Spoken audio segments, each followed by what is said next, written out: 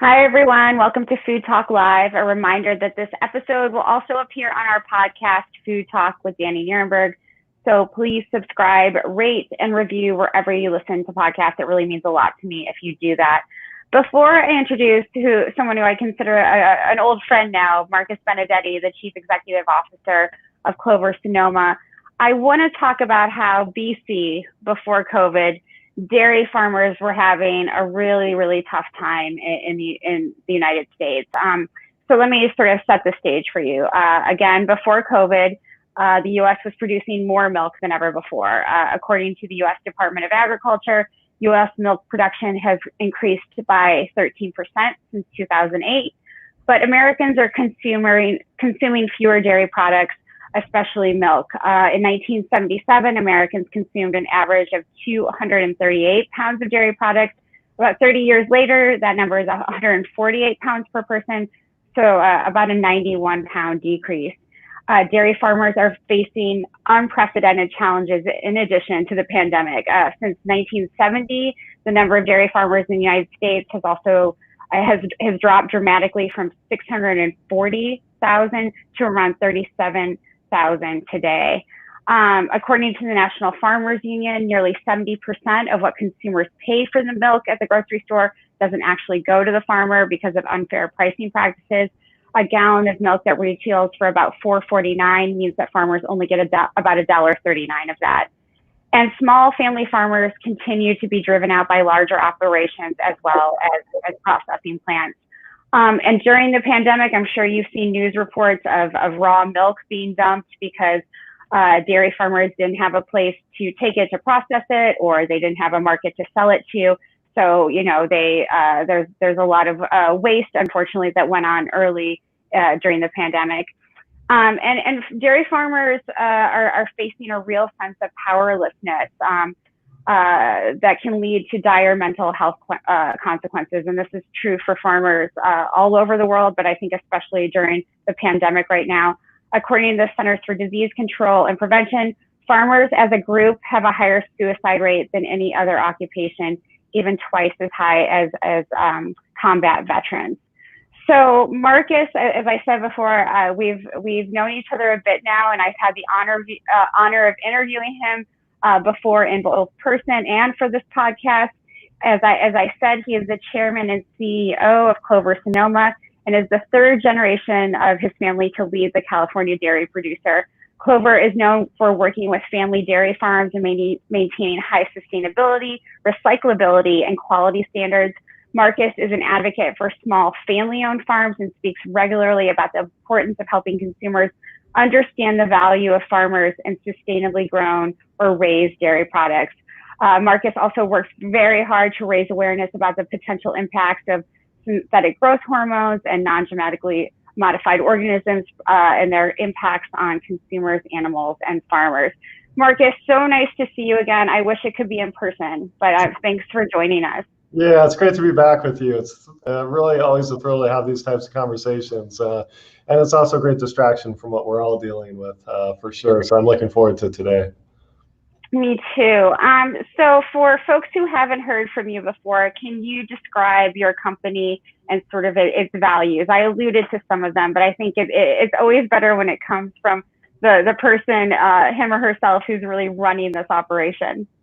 Well, you did a great job, putting into context our industry. And our industry is challenged. And you mentioned it has been since Americans started consuming less milk, not more milk. And that's been the case for all these decades. But it's not without its bright spots, for sure. There are different models and pockets across the country that can really be a champion on behalf of the dairy farmer by virtue of telling their unique story back to the American consumer. And that's been really at the heart of our experiment. We are the processor. We buy the raw milk from family farms and we turn it into products. But what we do as a processing plant really isn't any different than any other plant. What's unique to us is the story of our 32 families, of which we get our milk from. And they're really the unique piece in our model. Some of them go back 5 generations in dairying here in kind of Marin and Sonoma County, California, the north coast of California. They came from places like Italy, Portugal, Ireland, Scotland. Right. And they emigrated to this area and took their old world skills and heritage and pedigree in dairying and came to Sonoma, Marin County, not out of coincidence. The climate, the overall geography was just a perfect place for them to replicate what they did back in the old world. And so, you think about the whole concept and notion of sustainability, where you have to start and ask yourself, well, they've been doing it for 5 generations. So inherently, something is pretty sustainable about that model, right? And it starts with an intimate relationship that they have not only with the land and all of the inputs around dairying, but also with their cows. We're talking, on average, very small herds, to where the owner is also the operator, and they're also part of the family. And really, you can contrast that with what you mentioned earlier. Not unlike most industries, there's so much consolidation. A lot of dairies now are 25, 30,000 cows, and they're corporately owned. So at the heart of our model, it's family, it's multi-generational family farmers. It's not just their business, it's their way of life, it's their identity, it's who they are. And we were able to just, create a basis of trust with them, to do some really different things. It started back in the 90s for us. They were all selling to a co-op, which gives them great stability, security, but they don't necessarily benefit for all the good stuff that they're doing, because by definition, a co-op is collectively owned and everyone has to be treated equally. We realized that they, being who they are, some of their pioneering spirits, really wanted an opportunity for additional incentives. And that's when this whole crazy, you mentioned it in your opening, BST started. We weren't operating much differently than most dairies until that happened. And when that was introduced, we knew one thing: we were grounded in terms of who our customers, who our consumers were. And let's face it, Northern California, whether you like us, hate us, you're indifferent about it, a lot of the movements in food start here. And we knew that our customers were going to, at the very least, want a choice. And that's when we started that relationship with, at that time, 16 farmers, to be able to go to the American consumer with absolute certainty to say, here's an alternative. We're not saying, BST is bad, good. You deserve a choice, because over time, consumers had less and less choice in their food systems. And they wanted to be in control again, and they deserve that. They are entitled to that, and they can affect real change with how they spend their dollars. And so that concept, really, we built upon that concept. We had our dairy families pledge, commit not just affidavits, but indemnification clauses that they would never use it, to where we had the security to really share that with American consumers.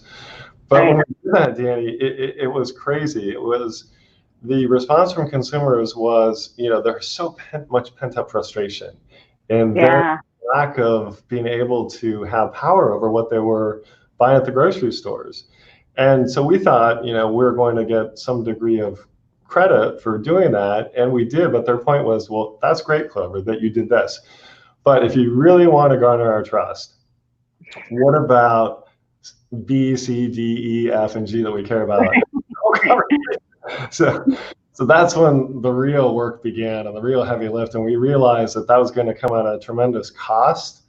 And so the real risk and question mark was, well, could we effectively communicate that to the consumer? We felt really confident that they would be willing to spend their social dollars supporting a model if we could only communicate that model effectively to them.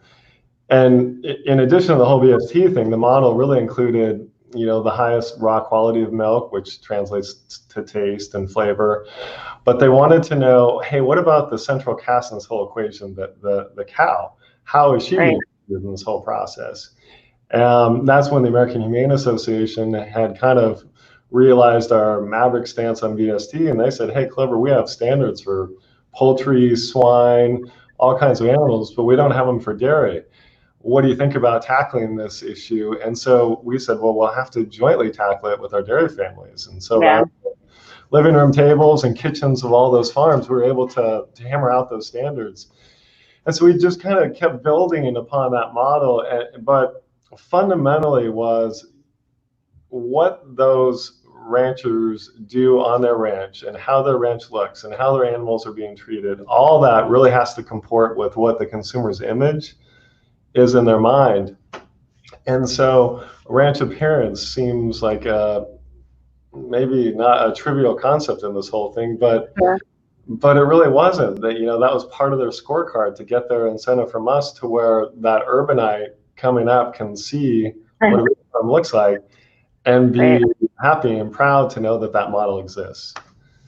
Yeah, it's such an interesting model. I mean, you were well along this journey before many other companies were sort of still trying to catch up.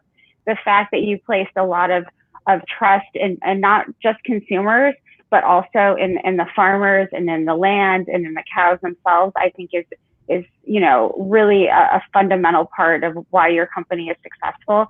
And the fact that you're providing not only transparency but traceability, because you have such a small, you're working with 32 family farms.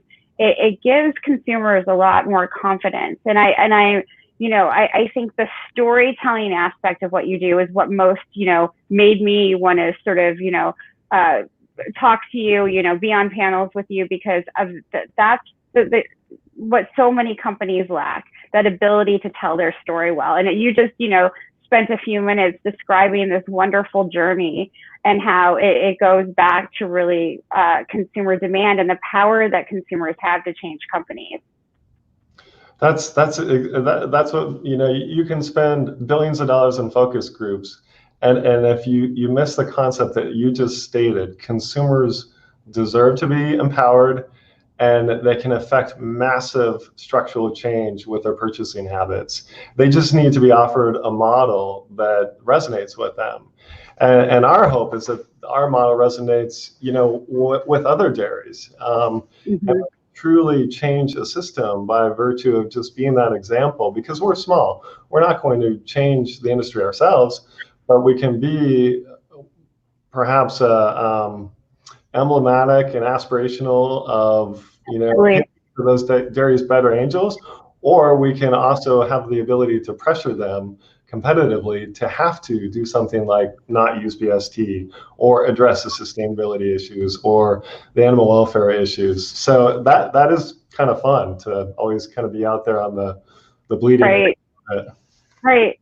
Yeah, you're a shining light, and you're also shining a spotlight on what's wrong with the rest of the industry. And I think those two components are really compelling to a lot of consumers. You're the alternative, but this is what could happen if we thought of farmers and we thought of animals and we thought of the land in very sustainable ways, and sustainable economically, environmentally, and socially. And I think that's what a lot of the consolidation in the dairy industry has prevented that from happening. They're just thinking about volume, and those farmers can't be blamed for that. They're sort of locked into a system that forces them to do that because of poor subsidies, strategies around subsidies that force them to do that. They're locked into loans and other things that sort of put them on a vicious cycle that they can't get out of.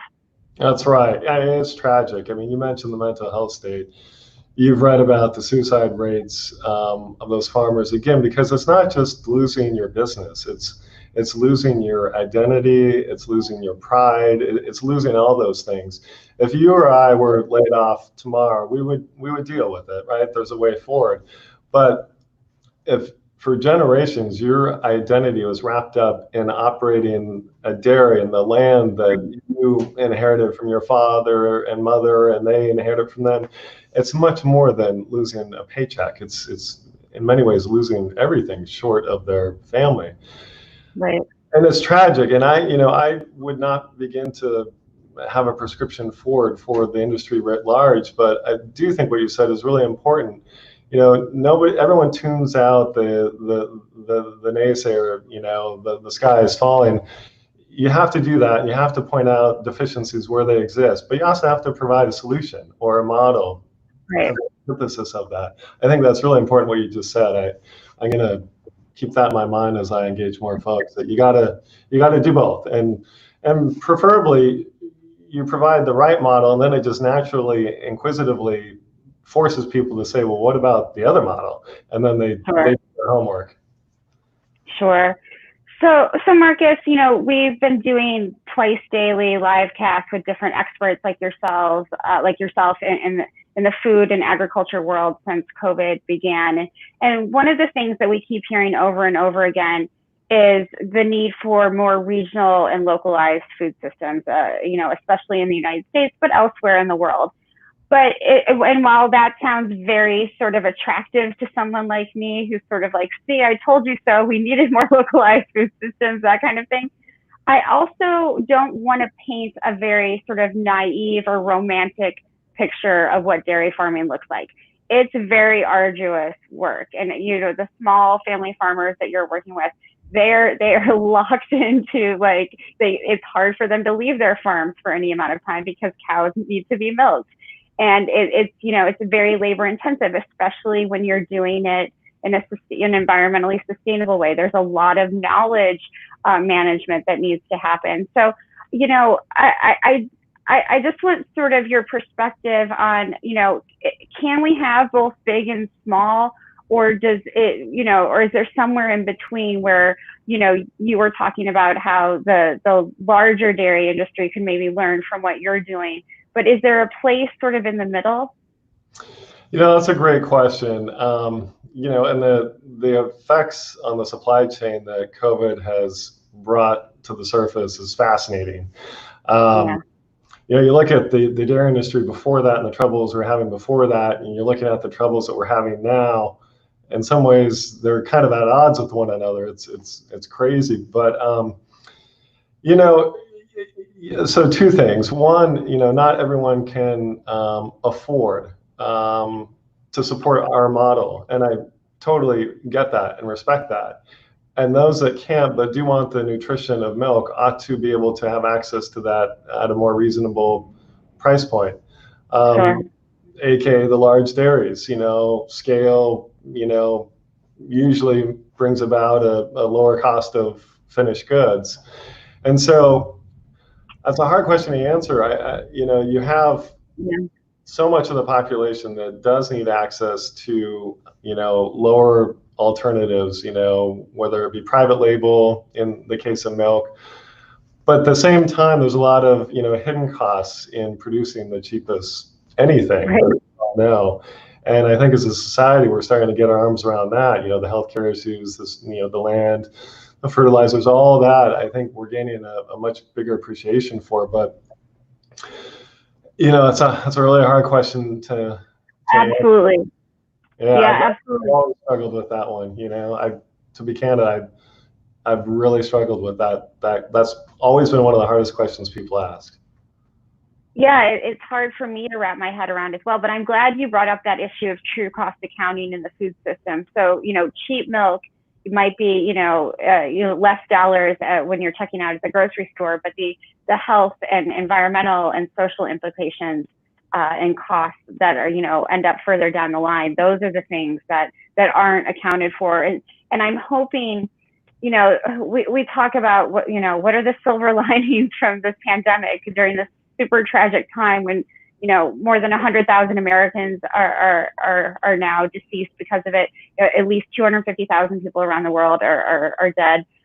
How can we look for sort of the bright spots? And this might be a way to shine, to shine a light on what our food system currently really costs in terms of, the toll on animals, the toll on the land, the toll on workers and people and farmers and all of us who are sort of involved along the food chain. So I'm hoping that, that's one of the things that comes out of this.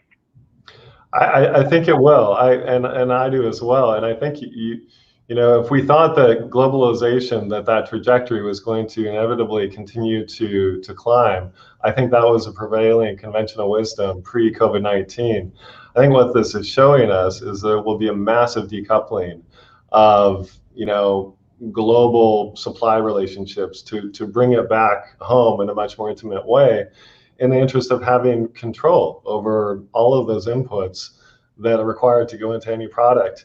In our case, our model is surviving and working quite well through COVID because local production, local distribution, local market, everything's kind of vertically integrated. But if we're dependent on, say, a raw supply of milk from overseas or even out of state in some cases, it could really be disrupted. So it's going to be fascinating to see the level of decoupling of global trade as we wrestle through this whole, pandemic. Yeah. I wish I had a crystal ball so I would know what was coming. Yeah. You talked earlier about how closely you work with your farmers. You're literally, sitting at their kitchen tables talking to the families and figuring stuff out. Can you just said that your company is doing pretty well during this because of that small and localized distribution. How are your farmers doing during all of this? Yeah, really great question. Luckily, we're able to continue to take every drop of milk that they produce, and you mentioned it earlier. They rarely take vacations, in part because cows give milk every day, twice a day. Right. They're milked, and so just that reality grounds them mostly in the farm. Conversely, our obligation, as I see it, is to find a home, or at least take every drop of milk that they produce. So from the supply side, we've been really fortunate, and what we've seen in our model is, if 30% of our business was what we call food service, restaurants, tech campuses, universities, the other 70% was retail. And the shutdown, obviously the food service side has been decimated, and right. For us, we've seen that go as well. But it's been offset with the huge surge in demand in retail. And really, in part, people are looking at milk really differently than they did even 2 years ago. You think about all the plant-based, alternatives kind of being the new shiny objects out there. And again, I'm all for consumer choice, and I don't knock any consumer that migrates there. But I think throughout this process, people are asking those really fundamental questions. What is best for my family? What is real about health and nutrition? And what are the tried and true things that we can lean into in uncertain times? And I've always said milk is the original superfood. And given what you get in terms of vitamin, nutrient contact with milk, it's also relatively affordable, and it's got a lot of applications. And so for us, it's always like everybody else, I guess. Right now, it's about keeping our employees safe. Absolutely, it's so important. And I know that you've had a lot of response to COVID-19 in the community. Can you talk about the Clover Care program? Yeah, thanks. Part of our earlier kind of piece was, we're married to this model now. This model is, really one of looking at ourselves as an experiment. And part of that experiment is looking at the holistic ecosystem and putting ourselves, well, frankly, last. When we got certified as a B Corp, Benefits Corporation, every year you have to up your game and you're committed to that pathway. One of the things we've always done was, engage the community with however we could, monetarily, through our time and talents of our people. But, our local hospital, well, I heard the statistics about, the lack of ventilators in the system. So back in March, we said, hey, how can we help now? And so we were able to give $100,000. It enabled them to buy 3 ventilators, and we put the charge out to others to say, hey, this is an example of how you can help. It can be really tangible, it can be really timely. So we put that challenge up on our billboards and through social and everything, and it's made a difference, which is awesome. I think everyone that can in this environment right now is doing something, making a huge difference, whether they're volunteering or doing what we're able to do. It's just obviously the right thing to do, and it was a no-brainer. Absolutely, and I couldn't agree more. I mean, it's not surprising to me that companies like yours and others, we work very closely with Niven Ranch Pork Company. As you know, they're doing similar things. Fast casual chains like Panera. There's so many others. Well, I mentioned both of those because we have a podcast scheduled with them both next week that I think will be very interesting, and we'll talk about some of the that you're doing because it's these smaller companies and smaller operations who have had sort of a mission to produce and serve sustainable food that are kind of stepping up to the plate, and it's really inspiring to me. It's amazing. We look at all the consumer data, and during times of uncertainty like this pandemic, people are flocking back to brands that they know and trust, Right. which I think is awesome. Yeah. I like that you call what you're doing an experiment because it leaves it open for trial and error. And I think that's what's lacking in so many companies and nonprofits like Food Tank and philanthropic organizations and big businesses, that there's not this ability to sort of try and fail and then try again. And I wonder, do you think that because of sort of the economic toll that COVID-19 is having, we've seen so many startups, especially in your part of the country in California, experiment and do all these things because they had venture capital money. But because of the economic toll of COVID-19, will there be more companies like yours that are allowed to experiment and have trial and error kind of things going on? Oh, I do. I think so, because I think that those companies that have innovation and a propensity to take risks in their DNA, those will be the ones that thrive coming out of this whole thing. And candidly, I think being publicly traded and having that dreaded quarterly earnings call always looming over you as a decision maker precludes your appetite to take risk and be comfortable failing. I always tell our team, like, hey, we've got to take pride in failing, because if we don't fail, it means we're not taking any risks. I'll just share with you, our biggest failure was we were hearing loud and clear from our consumers, hey, we can't afford your organic, but we care passionately about non-GMOs. Can you create a hybrid? And so we did that. Mm-hmm. We sourced the GMO material. By definition, organics is GMO free, but it's also a whole lot of other things. And so their point was, can you remove GMOs from traditional milk without all the upside expense of having to go all the way to organic? And so we did that. We sourced the feed. We had our dairies transition into that. And what we realized ultimately, once we commercialized that there just really wasn't the demand that we thought was there, and we ended up eating the whole project. Colossal failure, but in the long run, I'm really proud of the failure, and I want my team to as well, because it meant that we were putting ourselves out there. And if it worked, then that was the new it. But in this case, it didn't. So let's be prepared to take that next risk and just hope that we win more than we lose. Absolutely. No, I feel the same way, being proud of failures. My co-founder, Bernie Pollock, and I, joke about how, many mistakes we make per week and per day, and how we're, because we're a small organization, we're able to pivot and try other things and ultimately make things better. And I feel the same way about your company. You're able to pivot, you're able to do all these interesting things and help in a really critical time of need. And I think that is really going to be the future of food in so many ways. It's going to be these smaller and medium-sized companies who can be more flexible and have this ability to and ultimately help both farmers and consumers, achieve the goals that each of those entities want. A food system that is, again, economically, environmentally, and socially sustainable. Totally agree. And once you can quantify that and communicate that to consumers, it's a no-brainer. They're clamoring to support that. They just want to cut through all the noise and understand who's doing it, and who's telling the truth and who's not. I mean, there's that whole issue too. I mean, we see it in our politics daily, and consumers just really want to lean in to a model, to a brand, to a company, to people that they know and trust. And if that's another 10 cents for a pound of ground beef that they trust in that model, they're happy to do it. I mean, they're liberated to do it. They want to spend more money. Right. Yeah.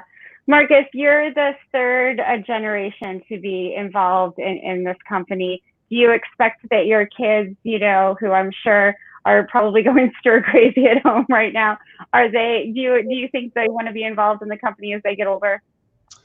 You know, it's funny. You got me thinking about my kids. I say, you know, be proud to fail. I told my 10-year-old it doesn't work to justify a D on your latest math test. So they're a little bit being proud to fail it. You know, I don't know. It's fascinating. My oldest is a sophomore. I think, you know, he's wrestling with, you know, the stress sometimes he sees in dad, and, you know, Sure. and maybe he doesn't always fully appreciate all the benefit that comes with the cost of leading, but I sure hope so. It'd be a dream of mine, but at this point, I want to do everything to not bring that pressure to any of them. Absolutely, absolutely. That's good parenting. I'm sure. I want people to be able to get more information about you. They can go to cloversonoma.com. Is there a way that they can help with some of the relief efforts you mentioned? Is that the best resource for them, Marcus? It is. There's a landing spot for our local hospitals on our website. So if there's an interest there, thank you on behalf of our healthcare providers and our community. And if your interest or passions lie elsewhere, my hope is you apply them there, but just apply them somewhere. That's great. So my last question, Marcus, is who is inspiring you the most right now during this really crazy time? Wow, my team, really. Every day I'm inspired by their keep calm, carry on attitude, their innovative way of problem solving, their way of cheering us all up. Yeah, my team, for sure. I'm really lucky. Surrounded by smarter people than I. That's how I feel too. The people who work with us, it's a small team, but they are so inspired, and they're all much smarter than I am. So it's a real pleasure to work with them. Marcus, I'm so glad I had the chance to talk to you. I hope we get to hang out in person again soon. A reminder that this episode will also be on our podcast, Do Talk with Danny Nierenberg. And please join me on our next episode when I'll be talking to Devin Clitell from the Rockefeller Foundation. Marcus, please stay well, and thank you for all that you do. Great to be with you again. Stay safe, everybody. Thank you. Bye.